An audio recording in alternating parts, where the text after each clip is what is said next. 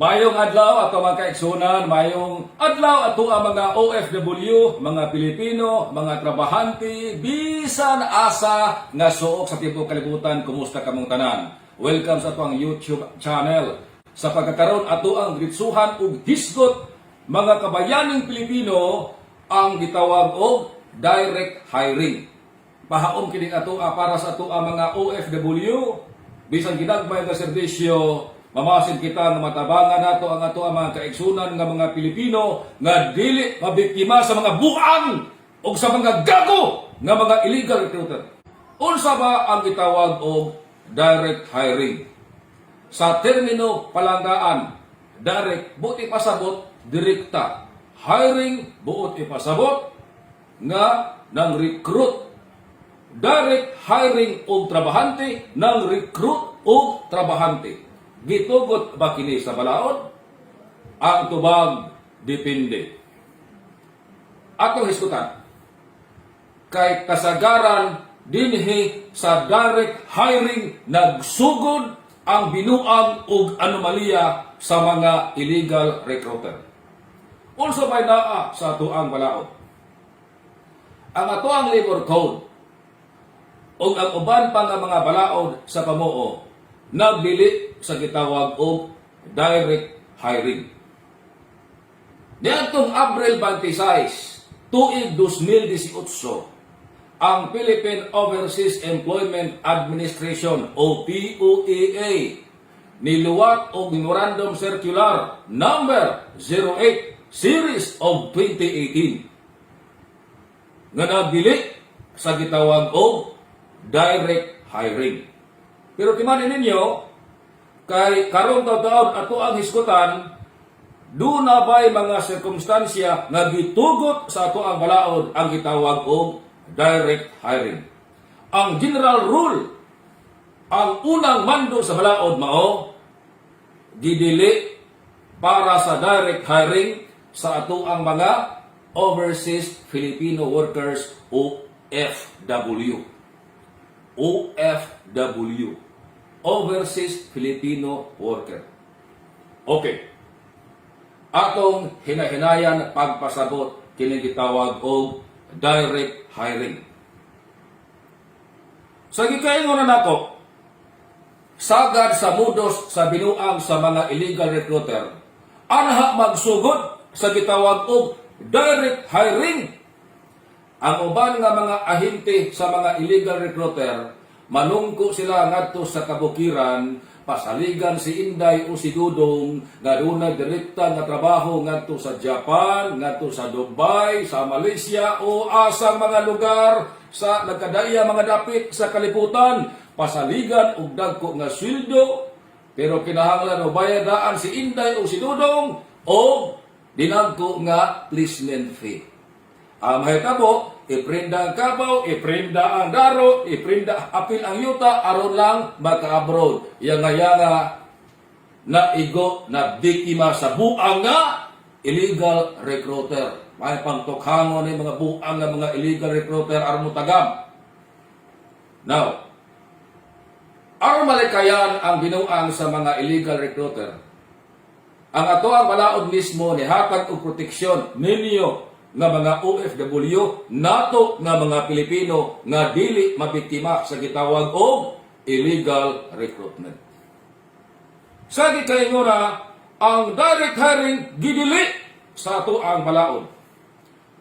Kinahanglan og duna recruitment sa ato ang mga overseas Filipino workers OFWs mo come in daan ang ato ang gobyerno ana kitay gitawag og Philippine Overseas Employment Administration o POEA. Dunay gitawag og Department of Labor and Employment o DULI ug uban pa mga ahensya sa gobyerno nga nanalipod sa katungod nato nga mga trabahante. Aron di ta basta nga abusuhan ni mga buang dagko nga mga illegal recruiter. Kinahanglan kadturang mga authorized, mga lisensyado nga mga recruitment agencies ang makapang-recruit og mga OFW. Mauna ang unang tanaw sa balaod. Busa pagbantay ka mo, kay basin og dunay mo anha diya sa inyo ha, ang sagad nga modos sa mga illegal recruiter mao ka na gawas ana ilang i-advertise pa ang ilahang mga recruitment agencies. Recruitment agencies kunuhay. Butangan pa dito sa newspaper, POAA license number, unsay mga budos ni mga gagong dagko. Butangan pa dito sa ubos, beware of illegal recruiter. Tanawa unsa lang kamaayo manabi ni mga buang. So, kinahanglan maputol ang binuang sa nagkadaiya nga mga illegal recruiter. Akong balikon, ang implementing rules sa atong mga balaod para dili mabasta-basta o recruit ang atong mga Pinoy sa mga illegal recruiter. Ang implementing rules sa POAA base sa Memorandum Circular Number 08 Series of 2018 gipirmahan Abril 26, tuig 2018. Kinsa ni isyu ang Philippine Overseas Employment Administration o ang POAA. Kung sa na suwat sa mga Memorandum Circular, gidili ang direct hiring. Pero doon na ba'y mga sirkumstansya sa ato ang balaod nga pwede ra ang gitawag og direct hiring sa ato ang mga OFW ang tubag na base gihapon sa Memorandum Circular Number 08 Series of 2018 Abril 26 tuig 2018 nga gi-issue sa POAA dunay mga exceptions. Buot ipasabot sa mga exceptions sa general rule. Ang general rule mao gidili sa balaod ang direct hiring para sa mga OFW sa abroad. Ang exceptions mao ni dunay pipila lang ang gitugtan sa ato ang balaod nga maka-recruit pinaagi sa gitawag og direct hiring sa ato ang mga Pinoy ngadto sa abroad. Kinsa man ni? Kimani ni ha? Ilista ninyo aron di mo malimot ato ang mga kabayani nga mga OFW o kamuro mga tanan nga nitan aron sa ato ang YouTube channel. Kag uban ninyo bisan dili OFW, inyo habang bana, inyo habang anak, inyo habang asawa o mga ginikanan OFW. Importante kayo mahibaw mo og unsay ato ang balaod. Doon na pipila ka mga exceptions. Number 1, paminaw, pwede ang direct hiring sa mga membro sa gitawag o diplomatic corps. Unsa man ni? Doon na tayo mga diplomats, doon na mga representante ang ato ang gobyerno ug ang uban nga mga nasod para sa abroad, para dunay mga komunikasyon sa isig ka gobyerno. Dunay mga negosyador, gitawag sila og diplomats. Ang mga membro sa ato ang mga diplomats pwedeng makapang-hire og direkta nga trabahante. Kinsa pa? Kining mga gitawag og international organizations. Mga independent kini sila nga mga international organizations. Pwede silang mang-hire diri og Pinoy nga di na muagi og POAA, direct hiring. O sa may example ani, ang International Red Cross, IRC. Palangitan ang International Red Cross, mang-hire sila og nurse, pwede direct hiring. O sa pa, World Health Organization, WHO. Og mang-hire og mga healthcare workers or mga Filipino scientists ang WHO, pwede direct hiring, di na moagi sa POAA. Kinsa pa nga magitugtan sa ato ang balaod nga makadirekta og hire nato nga mga Pinoy, kini gitawag og mga head of states. Unsa man ni sila? Sila mao mga tag-as nga mga opisyal sa lahang nasod sa Pilipinas ang atuang head of state, ang atuang head of government si Presidente Rodrigo Duterte. Sa Vatican ang ilahang pango mao si Pope Francis. So kining ato ang mga head of states o mga head of government, pwede sila makadritso o pang-recruit o mga trabahante dinhi sa Pilipinas nga gitawag o direct hiring. Di na kinahanglan nga mananghid pa sila sa POAA. Kaya gitugod kini sa atuang balao. Panangitan ron si Pope Francis. Iyan halimbawan nga ikaw ron, makikita tingog. I-hire karon nga choir dito sa Vatican. Pwede. Direct hiring. Pero sa aban nga mga hiring, kinahanglan mo agi gyud sa ato ang gobyerno. Kinsa pa, timanin ninyo ha.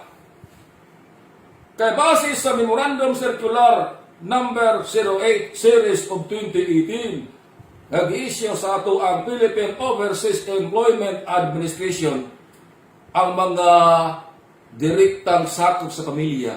Pwede dihay nga i-direct hiring nga di na iagi sa POAA. Ha? Pero, kay usa sa mga rekisito para ang direkta nimo nga relative, imuhang bakang papa o imuhang anak o imuhang nanay o tatay, basta direktang sakop sa pamilya, mag-recruit nimo isip trabahante, kinahanglan permanent resident dinha sa abroad. Ang imuhang daddy, dako na makahaog ranggo. Nahimo na taas na opisyal sa dako nga korporasyon dito sa Amerika.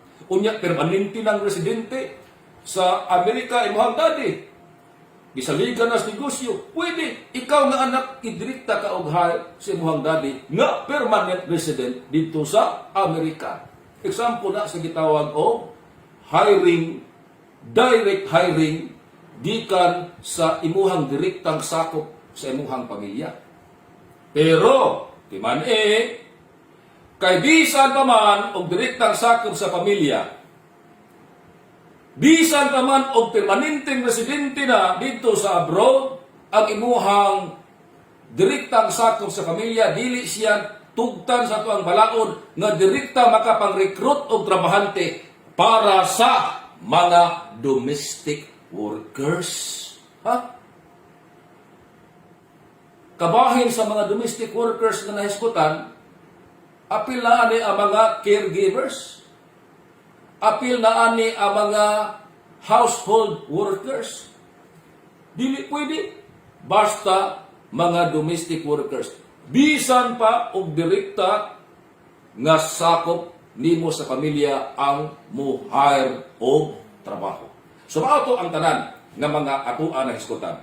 Sa di pa mo tapos, ako malikon, recap lang o gamay. Kaya naanagin ko pag-recap sa di pa mo tapos, no? Ang unang tanong sa balaod ingon ani, gidili ang direct hiring. Supat na sa tuwang balaod. Gidili ang direct hiring para sa mga OFW. Mga exceptions, pwede maka-hire og mga trabahante direkta ang mga membro sa diplomatic corps. Ikaduha, ang mga international organizations pwede makadirekta og hire og mga trabahante sa Pilipinas. Ikatulo, ang mga head of states or ang mga head of governments pwede nga makadirekta og hire og mga trabahante dinhi sa Pilipinas. O ang ikaupat, basta permanente nga residente dito sa abroad, ang imong direktang kaliwat, pwede kang i-hire nga trabahante, direct hiring. Basta ang posisyon, dili domestic worker. So, kato lang una, mga kabayaning Pilipino, ang ato ang nahisgutan karon nga orasa. So, salamat kayo nga naging-uban ta. Ay mo kalimot di ay, no? Aron makatabang ta sa ato ang mga kabayaning Pilipino, kabahin sa atong pagserbisyo sa nasod nga Pilipinas, i-subscribe palihog ang ato ang YouTube channel. Ako gihapon ninyo hang kabayaning Pilipino, si Radyoman Boy Alguno. Mabuhi ang Pilipinas! Mabuhi ang mga Pilipino! Atong saludo sa tanang mga trabahanting Pilipino, mga magagawa, mga OFW, mga bayani, kamong tanan.